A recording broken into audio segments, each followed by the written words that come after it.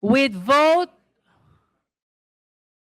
in favor of the motion, 7, and those against the motion, 39, with 0 abstention. The chair declares the Masa et al. Impeachment complaint insufficient in substance. Magandang araw po. Ito po si Rene Bay. Kung bago pa lang kayo dito sa channel ko, paki-subscribe man lang at saka isang like. Masaya na si Rene Bay dyan. Pag-usapan ho natin ngayon patungkol dito sa impeachment sa ating Pangulong Marcos. Dyan sa Justice Committee, mga kababayan, alam mo natin na iilan lang sila dyan dahil pagkakalam mo natin, sila lang pala yung magbubutuhan o mag-debate dyan patungkol ito lang taga Justice Committee at saka yung mga sampa ng reklamo. Itong nag-sponsor, nagsampa ng reklamo laban sa ating Pangulong Marcos. So, tunghayan natin ang ating laman ng ating issue ngayong araw, ang kaganapan kahapon dyan sa Kamara. Ating flood control, corruption scandal sa unang 3 taon ng pagkapangulo ni Ferdinand Bongbong Marcos Jr. Ang tanong ng lahat, alam ba to o hindi alam ng Pangulo na nagaganap ang ganitong corruption? Alam po, alam. Sinasabi na ni PBBM noong nakaraang suna niya, itong last na suna niya na patungkol dyan na mahiya naman kayo. Pakitanong lang din yun sa mga kasamahan mo dahil parang kasama din sila sa mga walang hiya eh.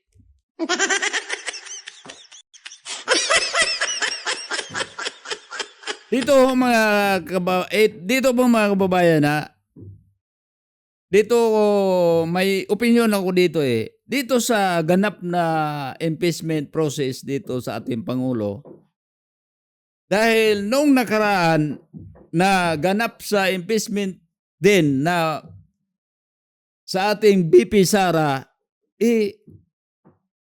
nabalitaan natin na may bigayan daw para ma-impeach ang Vice Presidente. Pero sa ganitong pagkakataon, baka may bigayan rin. Para hindi ma-impeach si PBBM.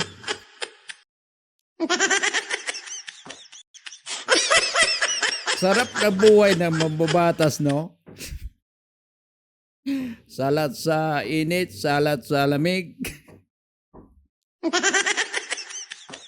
Kumbaga wala yung kaibahan yun sa mga butante. Tanggap dito. Ayun, left and right ang tanggap. Pero sa palagay ko rin, nasa isip ko rin, baka wala ding budget dito eh. Dahil nababantayan na yung sa panahon ni BP Sara, bumabaha daw yung mga pera dyan. Iwan ko ngayon kung nagbabaha pa ba rin dahil nababantayan na eh. May reklamo na. Binilang nito sa loob ng 3 taon nagkaroon na itong mga ganitong mga iskandalo sa anomalya sa pagnanakaw ng pera ng bayan, lalo na dyan sa ginagamit dyan sa flood control project. Idaan lang natin to sa tawa-tawa mga kababayan ha, pero sa totoo lang itong puso ko galit na galit dyan sa mga ganong uri ng ating mga politiko, ganong uri ng ating mga leader. Ito nagsisikap ito na mabigyan talaga ng hustisya yung mga nakawan sa ating bansa. Pero alam mo natin sa puntong ito ay ang kanilang reklamo ay pinatay na.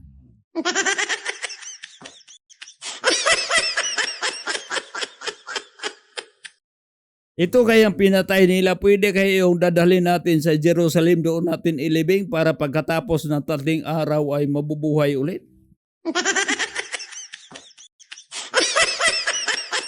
Pag dyan sa Pilipinas, ilibing, wala na talaga pag-asa, hindi na talaga mabubuhay.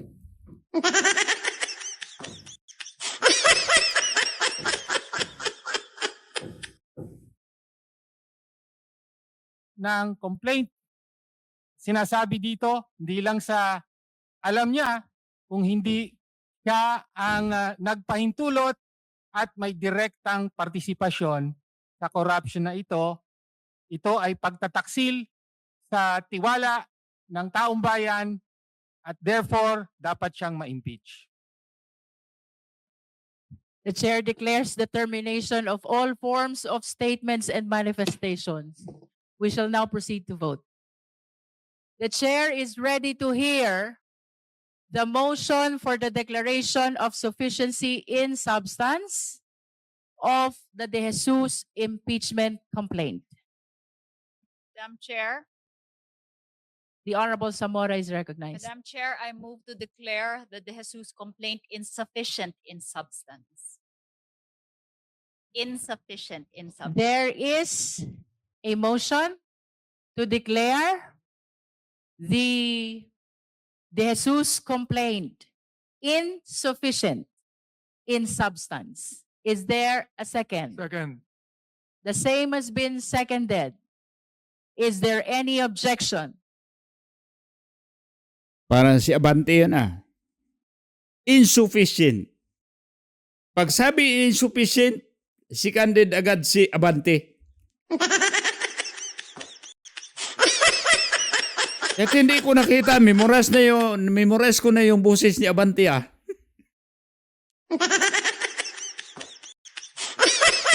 ito sa Abante mga kababayan. Ito ang bagong Comelec Boys.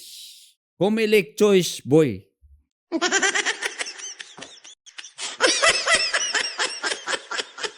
Tuloy, Ate Jink.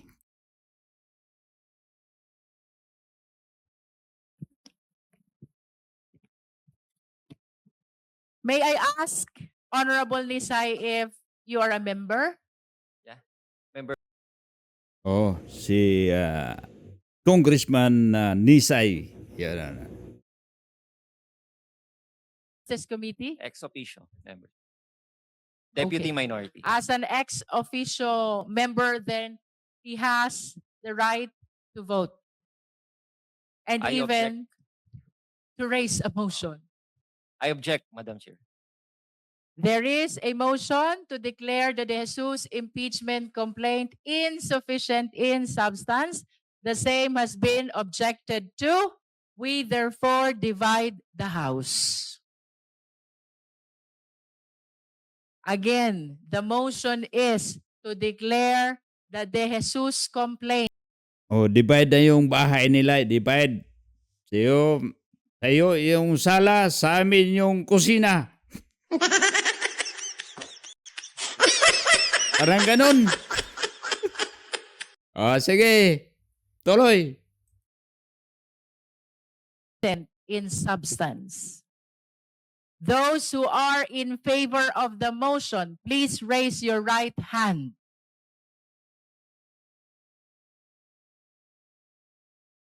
Oh, tandaan nyo itong mga mukha nito ha. Ito. Oh, ito. Ito.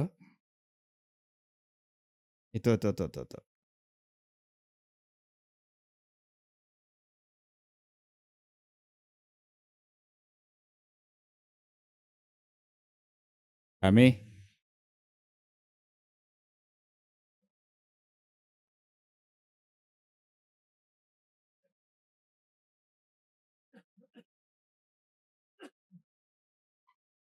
Oh, klaro ha, klaro, yon.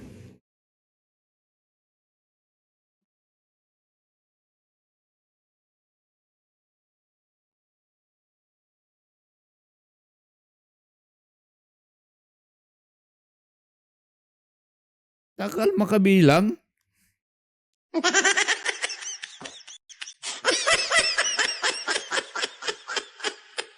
You may put down your hands. Those who are not in favor of the motion, please raise your right hand. you may put down your hand. Those who abstain, please raise your right hand.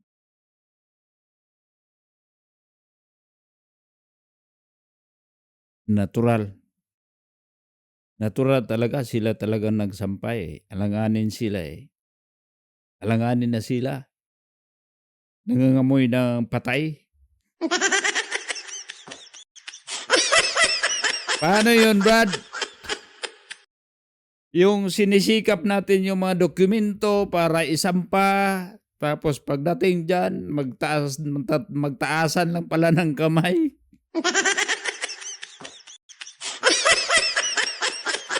Hindi yun pinakinggan kung gaano kabigat yung mga ebidensya mo dyan, ay ilalatag mo dyan. Ang kailangan mo dyan ay kaibigan. Ay, nako. Walang, ano lang yun doon, samahan. Hindi yun issue yung bigat ba yung mga paratang sa'yo. Wala, basta marami kang kaibigan, panalo.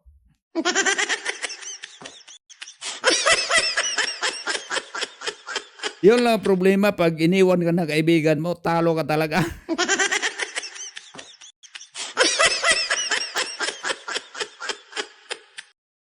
No, kaya maghanap kayo ng maliban sa nag-represent kayo sa mga constituent ninyo, kakaibiganin mo rin yung mga nasa tabing upuan mo lang yun, tabing silid opisina yun. Silid pa, opisina pa.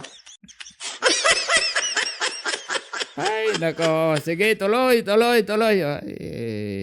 Nangangawit na yung kamay yung tatlo. Sige. Put down your hands.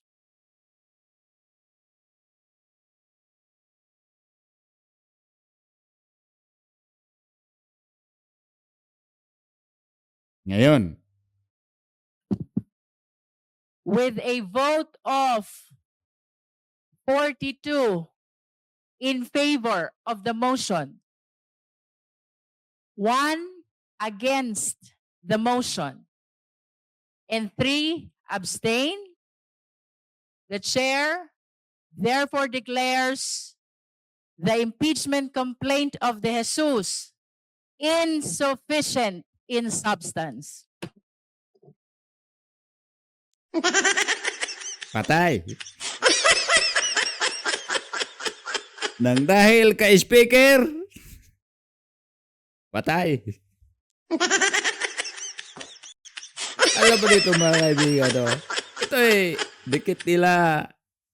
Ito, galing sa speaker. Kahit yung speaker ngayon ay iba na yung pangalan. Pero yung speaker pa rin dati, yun pa rin ang kaibigan niya. Alam mo natin sinong speaker eh. Pinsang buo. Sabi pa naman yung insan. Insan, andyan ka, huwag mo ko ipahamak dyan ha. Alam mo yun, pag ipahamak mo ako, dawit ka dito.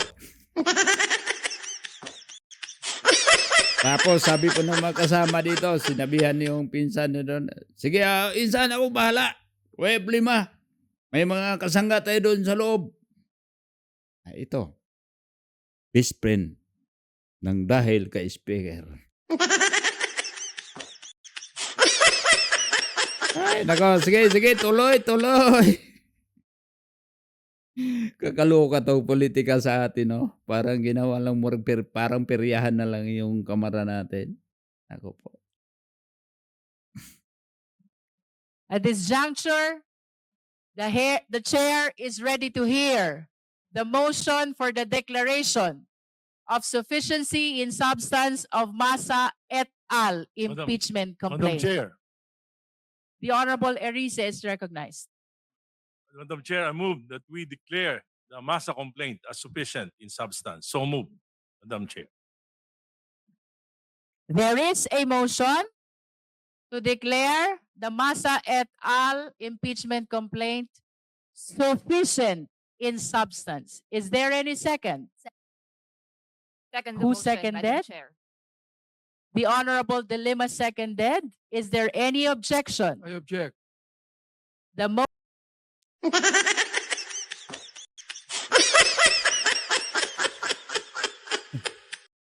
Nakadalawa ka na, Abante, ah. Kanina, sumasang-ayon ka. Pabor pa rin sa patay. Ngayon, sumasalungat ka, pero pabor pa rin sa patay.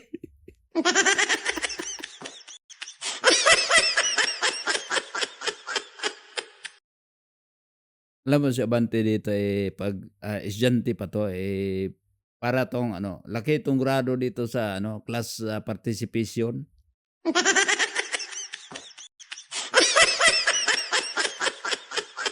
Agaw attention din to Saan ka pa? Mag-walk out ka tapos magpaalam?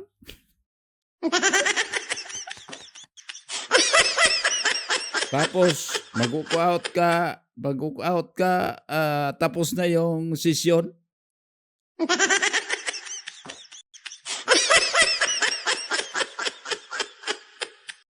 Iba ka talaga, Abante.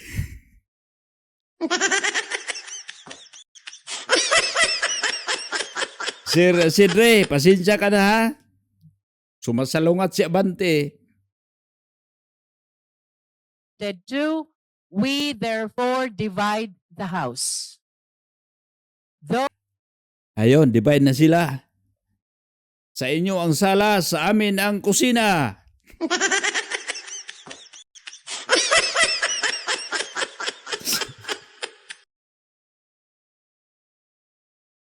State, the motion is to declare Masa et al. Impeachment complaint sufficient in substance. Those who are in favor of the motion, please raise your right hand.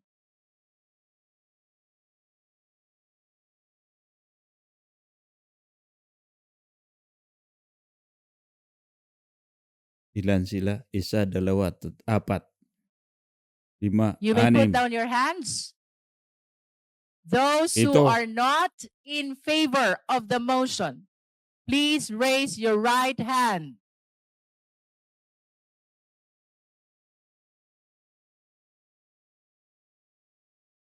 Yan ba? Tandaan nyo itong mga mukha dito ha. Gusto nila yung pagbabago na mawala yung nakawan pero tingnan niyo yun, yung mga sip-sip na yon.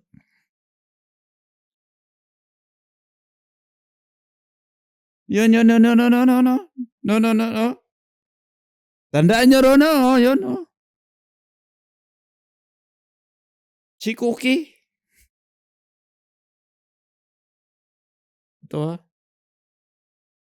Are you okay? Tagal lang mabilang. You may put down your hands. Those who abstain, please raise your right hand.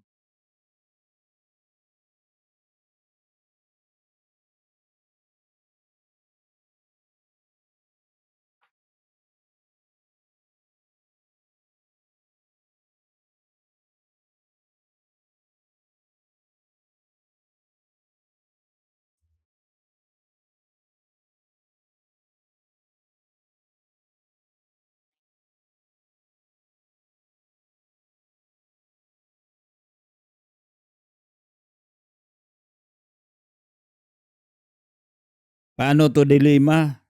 Parang talo kayo rito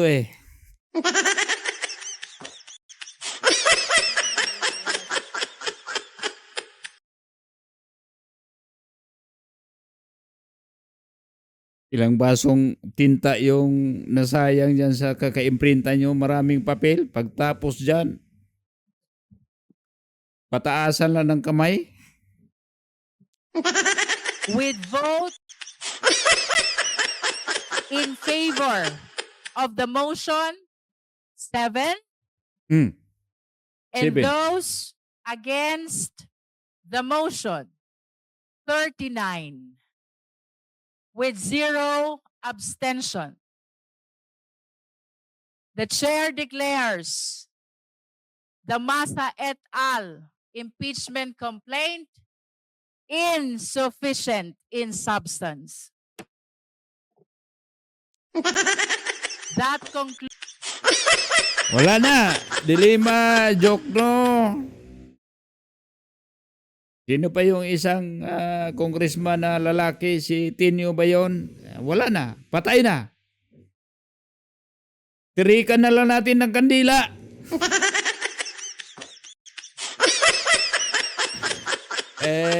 Yung kaluluwa ng kaso nyo, pwede naman, hindi yung tanggapin sa langit. Ano yun mga corruption yun. Doon yun sa impyerno ilalagay natin. Sunugin na lang yun. Dito po mga kaibigan na makikita natin, pinatay na ito, wala nang pag-asa nito impeachment kay PBBM. Hintay na lang natin itong impeachment kay BP Sara. Alam mo natin na sa mga susunod na mga araw, may balak na uli sila na isasampa ulit itong kaso laban sa ating darating na Pangulo ng Pilipinas na isang Duterte, si BP Sara. Alam mo natin mga kababayan na kahit ano pa nilang gagawin nila doon, sinisiraan nila si BP Sara. Makita natin kaliwat kanan yung paninira nila kay Sara, instead na gagampanan ang kanilang mga trabaho, naghanap sila na masisiraan nila talaga si BP Sara para matalo nila. Or alam mo natin ito makikita ko man dito mga kababayan ha. Pag hindi pa si Sara medyo malakas doon sa masa, marami pa rin nagsuporta sa kanya, hindi naman sila makaisip na i-impeach. Ginawa nila yon para i-impeach nila si BP Sara para hindi na talaga makatakbo. Dahil alam nila na pag tumakbo si BP Sara, ay ulat sila. Doon kayo talaga pupulutin sa kangkungan itong mga kumakalaban kay BP Sara. Kaya nga, tutuluyan talaga nila yon sa impeachment. Gusto nila talagang matanggal. Tapos pagkatanggal na sa pwesto, babakbakan pa rin nila ng, mga kaso doon sa ombudsman.